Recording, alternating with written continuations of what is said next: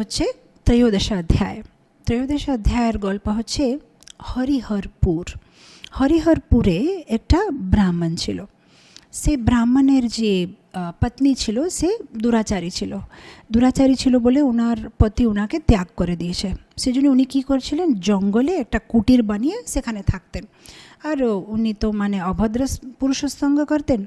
অনেক পুরুষেরা আসছে যাচ্ছে, একটা বেশ্যার মতন ওখানে থাকছে। একদিন রাত্রেবেলা ঘুরে বেড়াচ্ছে যে কেউ আসেনি, আজকে কি করব। তখন হঠাৎ একটা সিংহ এসে গেছে ওখানে, আর ও বলছে, এই তোমাকে আমি খেয়ে ফেলবো। আর সিংহ ওকে খেয়ে নিচ্ছে।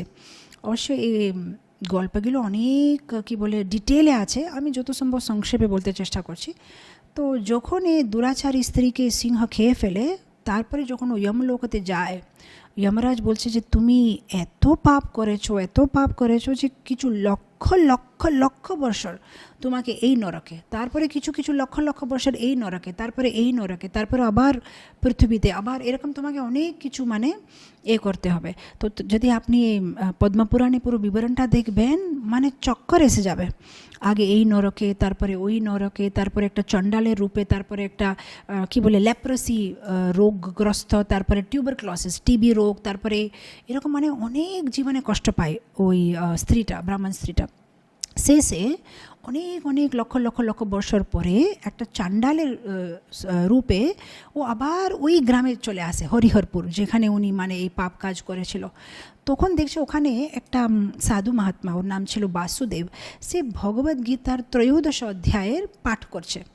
এমনি কিছু কাজ ছিল না বলে মেয়েটা জাস্ট বসে বসে শুনছে যে কী বলছে, একটু শুনে দেখি কী বলছে।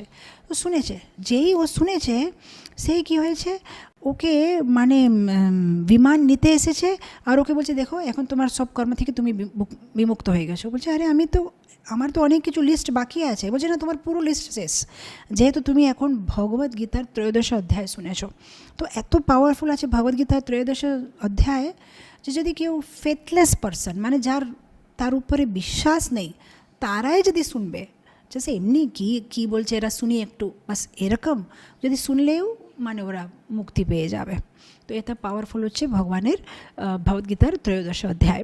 আমরা একটা শ্লোক পাঠ করে আগে যাব। সমম সর্বেষু ভূতেষু তিষ্ঠন্तं পরমেশ্বরম বিনশ্যৎস্ব অবিনশ্যন্तं ইয়া পশ্যতি সা পশ্যতি।